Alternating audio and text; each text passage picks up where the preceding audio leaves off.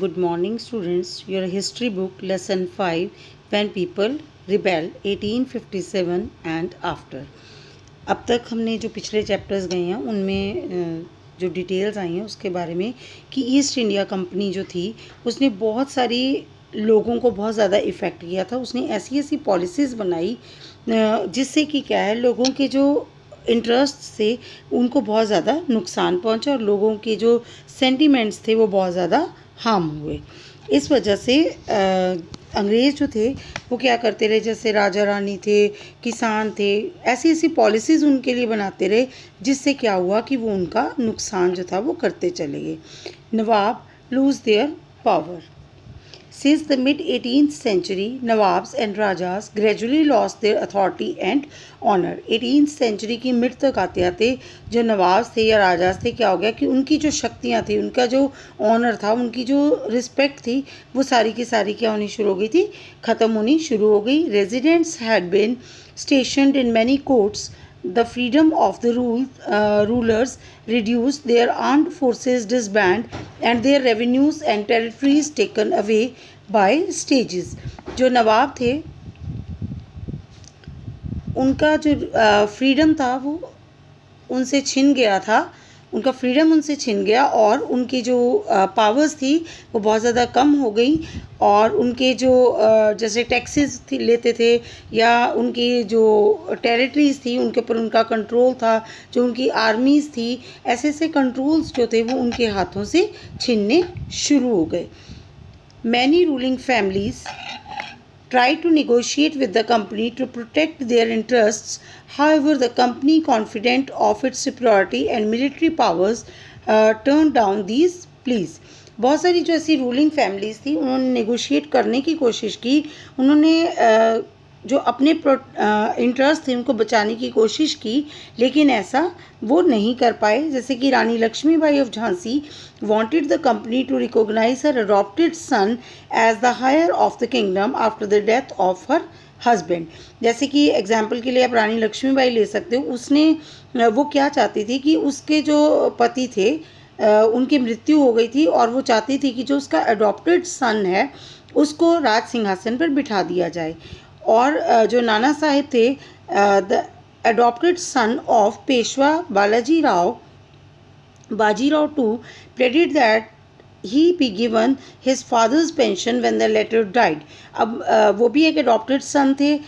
नाना साहिब जो थे वो क्या चाहते थे कि जब उनके पिता की मृत्यु हो उसके बाद की जो पेंशन थी वो उनको मिलनी चाहिए. लेकिन क्या हुआ कि जो ब्रिटिशर्स थे उन्होंने ऐसी ऐसी पॉलिसीज़ बना दी जिससे कि क्या हुआ कि ऐसा पॉसिबल नहीं हो पाया और अलग अलग पॉलिसीज़ बनाकर वो उनके जो एरियाज़ थे वो उनको हथियाते चले गए.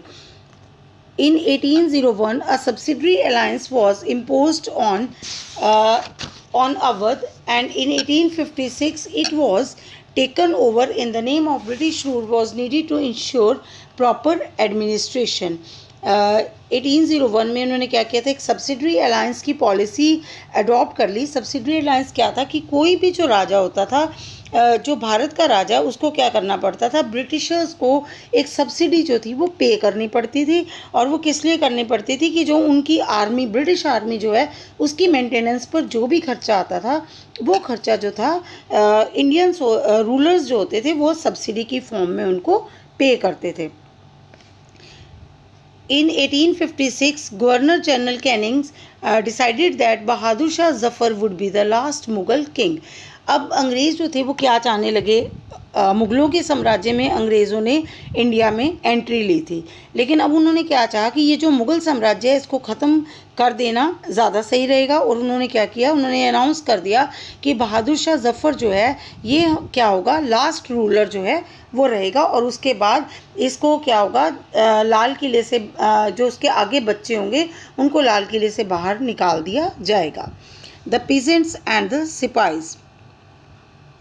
The countryside peasants and the zamindars, annoyed with the high taxes and the rigid methods of revenue collection, जो किसान थे उनके ऊपर बहुत ज़्यादा अत्याचार होता था। उनके उससे क्या लिया जाता था, बहुत ज़्यादा रेवेन्यू जो था वो इकट्ठा किया जाता था। रेवेन्यू मतलब टैक्सेस जो थे वो कलेक्ट किए जाते थे। जो उनसे टैक्स कलेक्शन की पॉलिसी होती थी वो बहुत ज़्यादा रिजिड होती थी। भले ही उनके पास पैसा इकट्ठा हुआ है या नहीं हुआ, क्रॉप्स फेलियर गई हैं या बहुत अच्छी गई हैं, इनसे उनको कोई भी लेना देना नहीं होता था। उनकी जो पॉलिसीज़ होती थी वो बहुत रिजिड रहती थी और वो हर एक से टैक्स कलेक्शन जो है वो करते थे। Many peasants failed to pay back their loans to the money lenders and gradually lost the lands they had tilled for generations. बहुत सारे किसान जो थे वो क्या थे कि ये लोन्स जो थे मनी लैंडर्स को पे करने में सक्सेसफुल नहीं हो पा रहे थे, क्योंकि उनकी ज़मीनें जो थी उनके ऊपर बहुत ज़्यादा वो बहुत जनरेशन से अपनी लैंड्स जो थी उनको टिल्ट कर रहे थे। लेकिन क्या था कि उनकी लैंड्स जो थी वो बहुत ज़्यादा क्रॉप प्रोडक्शंस नहीं दे पा रही थी, जिस वजह से क्या हो रहा था उनके वो लोन्स पे ना कर पाने की वजह से उनकी ज़मीनें जो थी वो ख़त्म होती जा रही थी। The Indian sepoys were unhappy about their pay allowances and conditions of service. अब दूसरे नंबर पर कौन थे, जो सिपाही थे वो भी क्या थे, बहुत ज़्यादा परेशान थे, खुश नहीं थे, क्योंकि अंग्रेज़ों की जो पॉलिसी थी वो उनको सैलरीज जो थी वो सही से नहीं देते थे, उनको अलाउंसेस जो थे वो अंग्रेज़ों के बराबर नहीं दिए जाते थे और उनकी जो सर्विस कंडीशंस थी वो भी अच्छी नहीं थी। Also some new rulers violated their religious sensibilities and beliefs such as crossing the sea results in losing their religion and caste. अब जो भारतीय सेना में जो लोग भर्ती थे उनका मानना था कि अगर हम समुद्र को पार करके किसी दूसरी जगह पर जाएंगे तो क्या होगा, हमारा धर्म जो है वो बिल्कुल भ्रष्ट हो जाएगा और हमारी जाति जो है वो बिल्कुल नष्ट हो जाएगी। उनका ये एक विश्वास था कि हम समुद्र पार करके कहीं भी नहीं जाएंगे। लेकिन जो अंग्रेज़ थे उन्होंने ज़बरदस्ती उनसे ऐसी ऐसी पॉलिसीज़ बनाई और जब वर्ल्ड वॉर 1 आई उस समय उन्होंने उनसे समुद्र पार करवाने के लिए ज़बरदस्ती उनको सेना में भर्ती करना शुरू कर लिया, जिस वजह से सिपाही जो थे वो बहुत सारे रीजंस हो गए जिन वजह से वो अंग्रेज़ों से नाराज़ थे। Sipahi's also reacted to what was happening in the countryside, so the anger of the peasants quickly spread among the Sipahis. अब क्या हुआ, जो सिपाही थे उनके अंदर नाराज़गी जो थी वो शुरू हो गई। जैसे ही देश के अंदर अंदर जो भी सिपाहियों के साथ हो रहा था, दुर्व्यवहार हो रहा था, उसके लिए वो नाराज़ थे और क्या हुआ कि उन्होंने जो अपना गुस्सा प्रकट करना शुरू किया वो जल्दी से पूरे देश में कह सकते हो जो सिपाही थे उनमें फैलना शुरू हो गया। Responses to reforms. The British passed laws to stop the practice of sati and to encourage the remarriage of widows. अगर हम अंग्रेज़ों की बात कर रहे हैं कि उन्होंने बहुत सारा कुछ गलत किया, लेकिन अगर हम कहें कि बहुत सारे अंधविश्वासों को अगर हम तोड़ने की बात कहें तो उन्होंने हमारे देश में ऐसी बहुत सारी कुरीतियाँ जो थी वो चलती चली आ रही थी जिनको कि उन्होंने तोड़ने का प्रयत्न किया। जैसे कि उन्होंने लॉ पास किया जिससे कि जो सती प्रथा थी उसको ख़त्म किया जा सके। उसके लिए राजा राम मोहन रॉय ने बहुत ज़्यादा इनिशिएटिव लिया था, तो उन्होंने अंग्रेज़ों के साथ मिलकर कानून पास करवाया जिससे कि सती प्रथा जो है उसको ख़त्म किया जा सके और विडोज़ जो हैं, जो छोटी छोटी उम्र में लड़कियां जो थी जिनको पता भी नहीं होता था कि उनकी शादी कब हो गई और वो विधवा हो जाती थी, उनके लिए उन्होंने विडो रीमैरिज का कानून जो था उसको पास करवाया। English language education was promoted. जो इंग्लिश लैंग्वेज थी अपनी एजुकेशन में उसमें उन्होंने उसको प्रमोट किया। कहीं ना कहीं वो हमारे लिए बेनिफिशियल भी थी। जैसे कि अगर हम अंग्रेज़ों के साथ काम करते हैं, हम तभी काम कर सकते हैं जब हम उनकी लैंग्वेज के बारे में थोड़ा बहुत जानते होंगे। इसी वजह से हमारे लिए इंग्लिश लैंग्वेज को अपनी एजुकेशन में शामिल करना एक बेस्ट स्टेप जो था वो था। The company allowed Christian missionaries to function freely and even own land and property. जो कंपनीज थी उन्होंने जो क्रिश्चियन मिशनरीज थी उनको भी लैंड्स और प्रॉपर्टीज़ परचेज करने के लिए ख़रीदने के लिए उनको अधिकार दे दिए जिससे कि वो ख़रीद सकते थे। लेकिन भारतीय जो थे उनके मन में कहीं ना कहीं ये डर था कि ये जो क्रिश्चियन मिशनरीज़ हैं हो सकता है आने वाले समय में ये हमें भी क्या है कि क्रिश्चियन बनने के लिए मजबूर कर दें। ऐसे ऐसे अंधविश्वास जो थे, ऐसे ऐसे सोच जो थी वो लोगों के मनों में घर की हुई थी, क्योंकि अंग्रेज़ जो थे वो पहले ही लोगों के साथ बहुत ज़्यादा दुर्व्यवहार कर रहे थे। In 1850 a new law was pass to make conversion to Christianity easier and allowed an Indian who had converted to Christianity to inherit the property of his ancestors. 1850 में एक नया कानून पास कर दिया गया जिसमें कहा गया कि लोग जो हैं वो आसानी से क्रिश्चियंस जो हैं वो बन सकते हैं।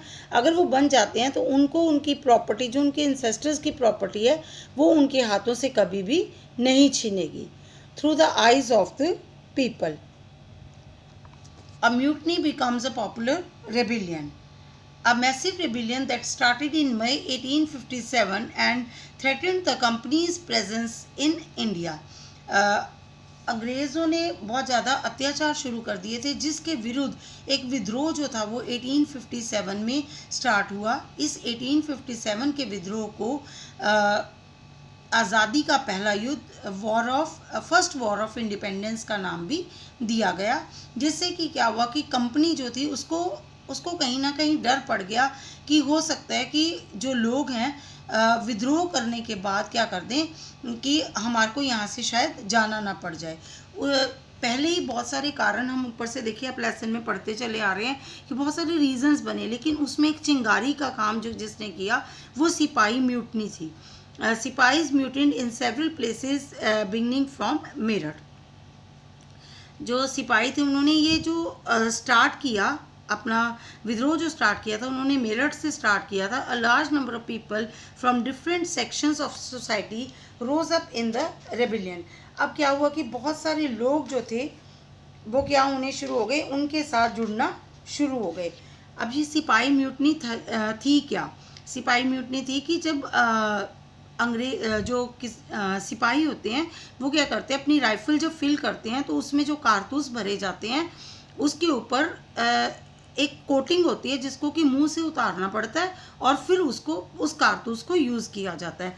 अब एक र्यूमर फैला दिया गया कि ये जो कारतूस हैं इनके ऊपर सूअर और गाय की चर्बी जो है वो चढ़ी हुई है।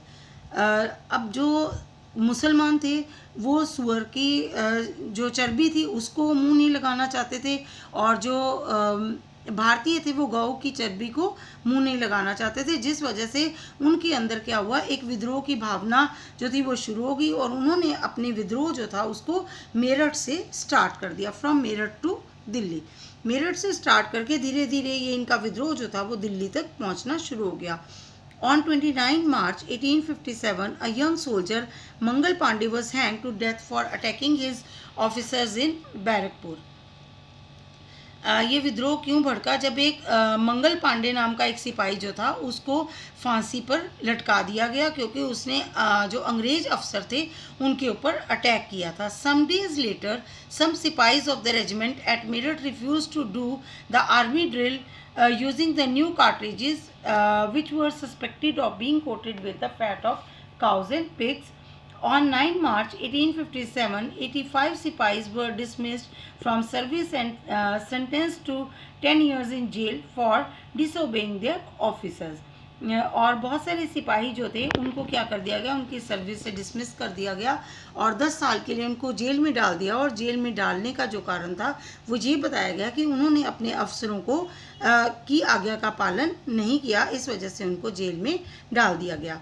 On 10 May, the soldiers marched to jail in Meerut and released the imprisoned sipahis. They attacked and killed British officers, captured guns and ammunition, and set fire to the building and properties of the British and decided war on the foreigners. 10 मई को जब सिपाही जो थे उन्होंने मेरठ में जो jail थी वहाँ पर वो पहुँच गए और जाकर उन्होंने वहाँ से अपने सिपाही जो थे उनको आज़ाद करवा लिया। वहाँ पर उन्होंने बहुत सारे ब्रिटिश ऑफिसर्स को मार दिया और बहुत सारे हथियार जो थे उस जेल से उनको लूट लिया और वहाँ की जो बिल्डिंग्स थी उनको जला दिया। On the morning of May 11, Sipahis of Meerut reached Delhi and the regiment started in Delhi and rose up in rebellion. The soldiers forced their way into Red Fort and proclaimed Bahadur Shah Zafar as their leader. सिपाही जो थे वो दिल्ली पहुंच गए और दिल्ली जाने के बाद उन्होंने क्या किया, वो लाल किले पर पहुंच गए। वहां जाकर उन्होंने बहादुर शाह जफ़र को अपना फिर से लीडर जो था वो घोषित कर दिया। The aging emperor accepted the demand and wrote letters to all the chiefs and rulers of the country to come forward and organize a confederacy of Indian states to fight the British. अब क्योंकि बहादुर शाह जफ़र जो थे उनको leader मान लिया गया as a leader, उन्होंने क्या किया कि सभी स्टेट्स जितनी भी थी देश में उनको क्या करना, लेटर्स भेजे कि सभी के सभी जो चीफ्स हैं या जो रूलर्स हैं वो सब इस जो रिबिलियन है, विद्रोह है, इसके साथ जुड़ जाएं, जिससे क्या है कि हम अंग्रेज़ों को अपने देश से बाहर निकाल सकें।